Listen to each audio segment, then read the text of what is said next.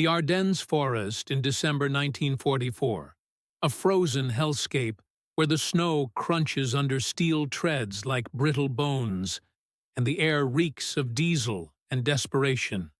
Bullets whip through the pines like angry hornets, and in the midst of this chaos, a single American Sherman tank, call her Lucky Lady, grinds to a halt.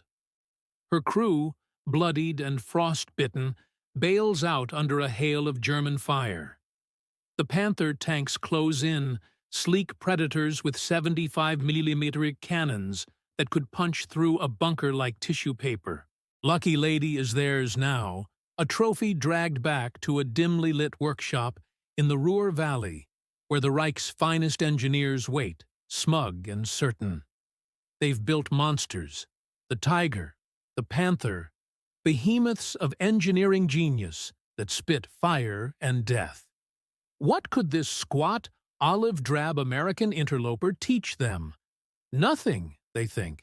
Absolutely nothing. But oh, how wrong they were. Flashback to the drawing boards of Detroit, 1942. The Yanks are scrambling, factories belching smoke 24 hours a day, churning out tanks like sausages on an assembly line. The Sherman isn't pretty. She's no armored knight in shining plate. She's a farm boy thrust into the fray. Her 75mm gun, a pea shooter next to the German 88s that could core an apple from a mile away. Critics howl. British Tommies call her a Ronson. Lights a cigarette on the first shot. American GIs curse her thin skin, the way she brews up like a bonfire when hit. Death traps on tracks, they mutter in the mud of Normandy, watching brothers burn while panzers prowl untouched. The injustice burns deep. America's pouring everything into this underdog, betting the farm on quantity over quality, while the fatherland forges flawless killing machines, one painstaking weld at a time. It's David versus Goliath, but David's slingshot looks like it's made of toothpicks. How can she win? How can she even survive? Cut to that Ruhr workshop, February 1945. The air's thick with the tang of oil and cigarette smoke. Bare bulbs swinging like pendulums over workbenches scarred by 1,000 dissections. Oberingenieur Hans Mueller, tall, gaunt, with eyes like chipped flint, circles Lucky Lady like a wolf eyeing a lame deer. His team, a dozen grease monkey wizards in stained Wehrmacht tunics, hauls her up on blocks. "Ah, look at this Yankee junk," sneers young Fritz, the hotshot mechanic with a dueling scar on his cheek. "No sloped armor, no interleaved wheels. She'll shake apart after 50 kilometers." They laugh, a brittle sound echoing off concrete walls pocked by Allied bombs. Hans silences them with a glare. "Disassemble her. Every bolt, every gear. We test until she screams." The work begins at dawn, tools clanging like a mad blacksmith symphony. They strip her down, hull plates peeled back like orange rind, engine yanked out with winches that groan in protest.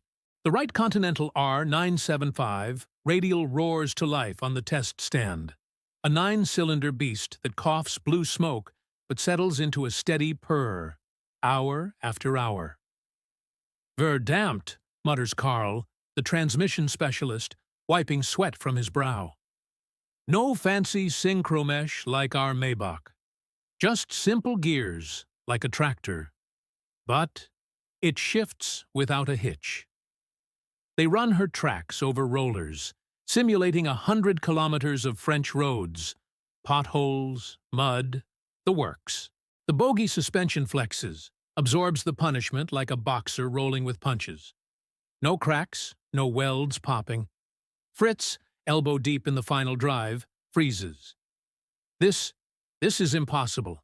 Our Panthers seize up after 20 hours. Hers? She's laughing at us. Suspense coils like a spring in that freezing garage. Outside, the war's closing in. Soviet boots marching west, American bombers blotting the sky. Hans paces, chain-smoking Luckies pilfered from the Sherman's stowage. He's seen the reports. Tigers bogged in Russian snow, panthers sidelined by their own complexity, mechanics cursing as they swap out interleaved road wheels that take days to repair. The Reich's tanks are gods of destruction on paper. Faster kills, thicker hides. But they're divas, temperamental mistresses that break your heart and your back. Lucky lady? She's the reliable wife, turning up day after day, no drama, no demands. They fire her gun. Boom! The recoil smooth as silk. The breech cycling like clockwork. Reload after reload. No jams. Fuel system, Hans barks. Cross-country poor. They siphon her tanks, simulate a desert run, baton heat in a bucket of ice water. Not a leak, not a vapor lock. By the third day, the laughter's gone. Faces harden, eyes widen as the truth seeps in like radiator fluid. They rebuild her blindfolded. Time it. 2 hours. Their own Panther? 4 days with a full crew. Fritz slams a wrench down, voice cracking. Oberingenieur, this isn't a tank. It's a miracle. We've slaved over prototypes that crumple under less. And this American sow has more uptime than our entire fleet. Carl nods, haunted. Simplicity. It's madness. They build them by the thousands. Parts interchangeable like Lego bricks. We craft art, and it fails us. Hans stares at the reassembled beast, her engine idling soft as a lullaby. The room falls silent, save for the tick of a wall clock counting down the Reich's doom. He lights another cigarette, exhales slow.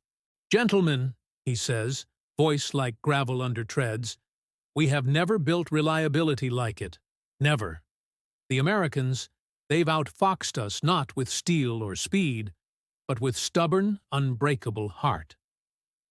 And there it is, the reveal that shatters illusions like a 75mm round through a tiger's view slit. The Sherman, the mocked, the maligned, the underdog everyone wrote off as cannon fodder. While the panzers sulk in repair bays, Lucky Lady's sisters are flooding the fields of Europe, 10,000 strong by war's end, churning through hedgerows, fording rivers, dragging wounded to safety. She's not invincible. She burns. She bleeds. But she gets back up. Crews swap her out in foxholes under fire, field strip her guts in the rain, and she's purring again by dawn. The injustice? It stings like salt in a wound. The world sneered at America's tin cans, whispered that the Yanks bought victory with checkbooks, not courage. But those engineers in the Ruhr knew better now. They saw the soul of the Sherman, not in blueprints or ballistics, but in the quiet genius of men like the Detroit welders who bet on the little guy. The farmers turned foundrymen who said, "Make it simple, make it last, make it win." Justice rolls in like a Sherman column at dawn, dusty and determined. By April 45, those same workshops are ash, the engineers fleeing or falling as Allied treads rumble over the Rhine. Lucky Lady, repainted in stars and stripes, she's leading the charge into Berlin's ruins. Her reliability, the unsung hero that turned the tide from Anzio to the Elbe. The panzers, for all their roar, rust in museums now, beautiful relics of a hubris that couldn't keep up. The Sherman? She saved the world, not with thunder, but with tenacity. Crew after crew swore by her, from the hedgerows to the bulge, whispering prayers to her dashboard altars. "Don't quit on me now, girl. Not today." And the inspiration? It echoes through the ages, a battle cry for every underdog staring down the barrel. You don't need to be the biggest, the baddest, the gleaming god of war. You need heart. Raw, relentless, reliable heart. Build it simple, build it true, and it'll carry you through hell and back. The next time you're outgunned, outnumbered, feeling like that farm boy tank in a world of tigers, remember Lucky Lady. Remember the engineers who bowed their heads in that dim-lit grave of empires? They admitted it.